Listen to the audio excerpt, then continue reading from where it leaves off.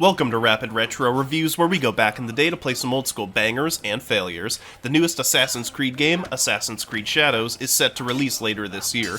The Assassin's Creed franchise has seen a few releases since its debut in 2007 and gone through tons of gameplay changes over the years. It's time for us to hop into the Animus and take control of Altair as we travel back to 1191 in the very first Assassin's Creed.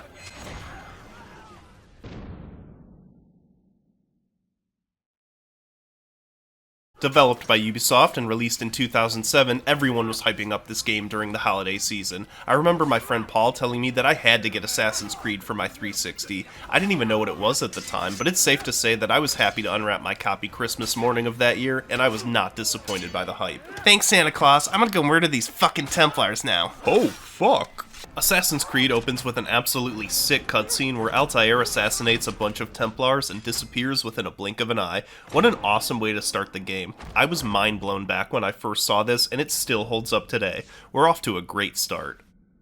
As we start the game, we are introduced to the modern-day plotline and our protagonist, Desmond Miles. Desmond, who is a bartender with a previous career as an assassin, has been kidnapped by Abstergo Industries, which is the world's largest pharmaceutical company. Within their headquarters, Desmond is forced by Dr. Vidic and his assistant Lucy to enter a machine called the Animus. Within the Animus, Desmond is able to access his ancestors' genetic memories and take control of his ancestors via simulation. The Doctor instructs Desmond to take control of Altair in 1191, and with that, you take control of the assassin. Everybody got that? I always loved the load screen as you're entering the Animus. You get to wander freely in this cybernetic abyss, and Altair looks badass. The concept of being able to access your ancestors' memories and relive them through simulation is awesome. It also adds a whole other layer to the game, as it's not just a historical fiction plotline, but also has a sci-fi component as well. Altair is a master assassin within the Assassin Brotherhood during the Third Crusade. He's sent on a mission to retrieve an artifact known as the Apple of Eden from the Brotherhood's enemies, the Knights Templar. After breaking the rules of the Creed while on his mission, Altair is demoted by his superior, Al-Mualim, and he must now redeem himself by assassinating 9 targets. Now let's go kill some Templars.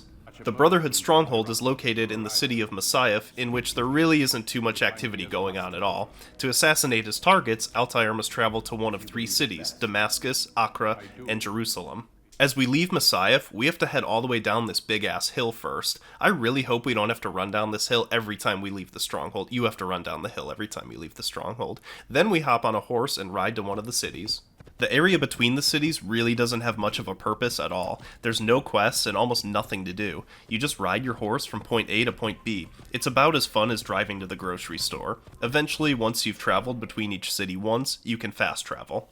The cities are huge and the urban landscape is beautiful. When we first enter a new city or a new area of the city, we need to climb one of the larger buildings in order to get our bearings. This shows all the buildings in the distance, and it marks all the areas of importance on your map. Doing this is known as synchronization. It looks really cool. Wow, look at that.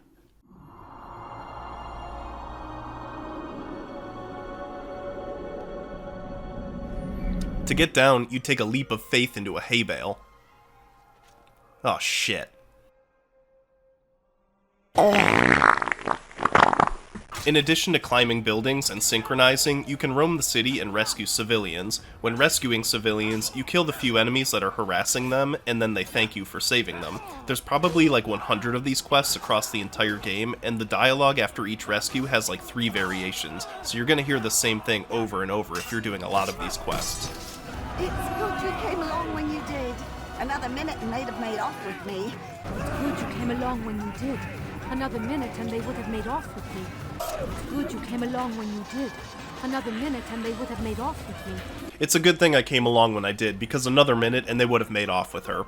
Rescuing civilians will fill the area with allies that will help you fight off enemies in that part of the city. Early in the game, this doesn't really help that much, but in the late game, when the districts are more saturated with guards, it helps a ton when the allies grab and slow the enemies down. After 15 main or side objectives are completed, you gain a bar of HP. It's really not necessary to do every single side objective, but having that extra HP is pretty nice. Once we're happy with the amount of exploration we've done, we can head to the Assassin's Bureau to talk to some dude who wants us to gather information on our next target.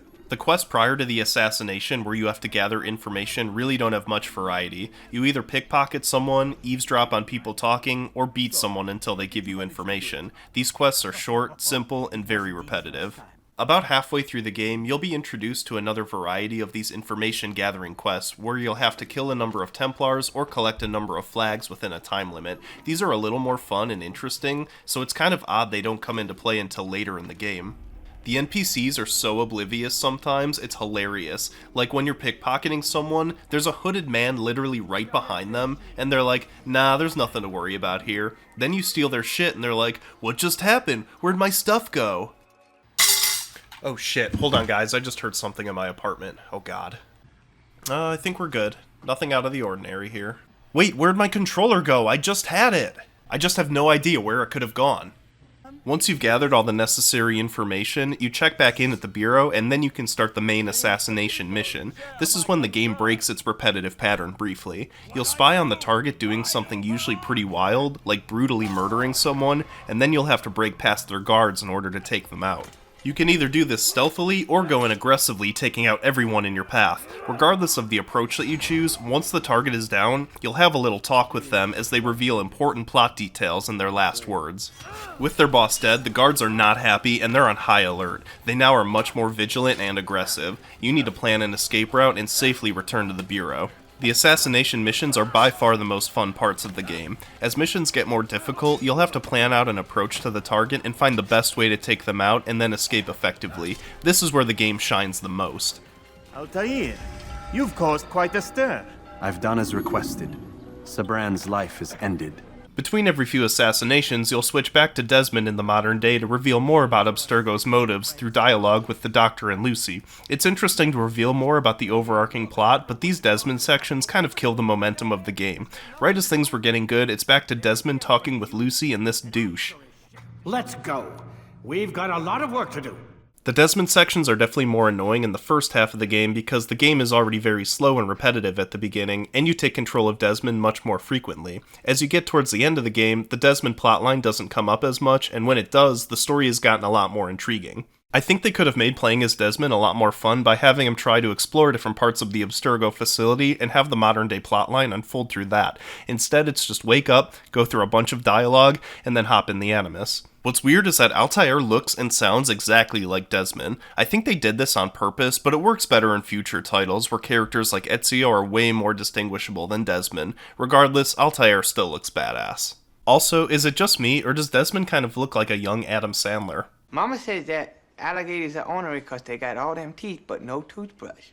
Back to Altair again, we report to Al-Mualim, who restores a piece of equipment and or ability as a reward for completing the task. You ride to the next city, climb a building to synchronize, enter the bureau that's identical to the other one, do the same quests again, and then assassinate the target. Then it's back to Desmond. That's more or less the cycle for the entire game. It's so damn repetitive and gets boring really fast. As you continue to complete assassinations, you unlock some pretty cool equipment. Sneaking up on enemies and using the iconic hidden blade is always awesome.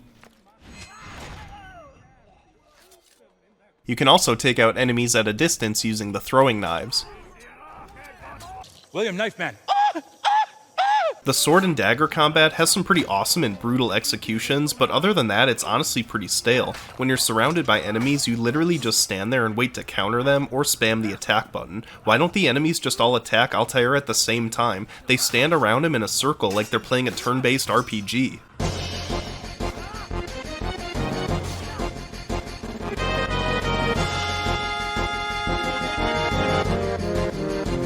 Compared to the future Assassin's Creed titles, the climbing and parkour mechanics are very basic in this game. Altair controls pretty well when navigating across the rooftops. He usually moves fluidly and jumps where I intended him to, with just a few moments of clunkiness. Being the first in the series, they did a good job with this, and it only gets better in the sequels. The only part of the game where I had trouble controlling Altair was in this shipyard district. For some reason, he would miss very easy jumps and fall in the water. Oh, and he can't swim. How can a master assassin not fucking swim?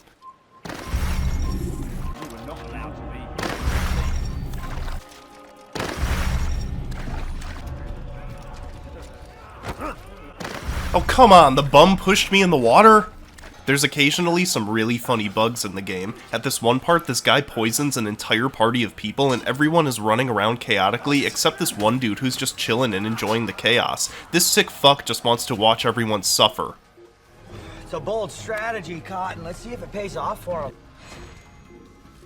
In the present, it's revealed that Abstergo is actually the front for the modern-day Templars who are searching for the pieces of Eden. The Assassin's Creed in which Desmond belongs to has broken into Abstergo in an attempt to rescue Desmond. Upon assassinating all 9 targets, it's revealed that all of these Templars had conspired to acquire the Apple of Eden as it is a relic from an ancient civilization that is said to possess godlike powers. Al-Mualim, who possesses the apple, is the final conspirator and has betrayed both the Templars and the Assassin's Creed to obtain the apple and wield its powers. This is where the game gets fucking crazy and takes an unexpected turn. With the apple, Al-Mualim now has magical powers and he's the final boss of the game. In the first phase of the fight, he makes duplicates of each of the 9 targets that you previously assassinated and you fight them all at once. That's fucking sick. He also can clone himself and teleport around, but the combat is basically the same as any other sword fight in the game.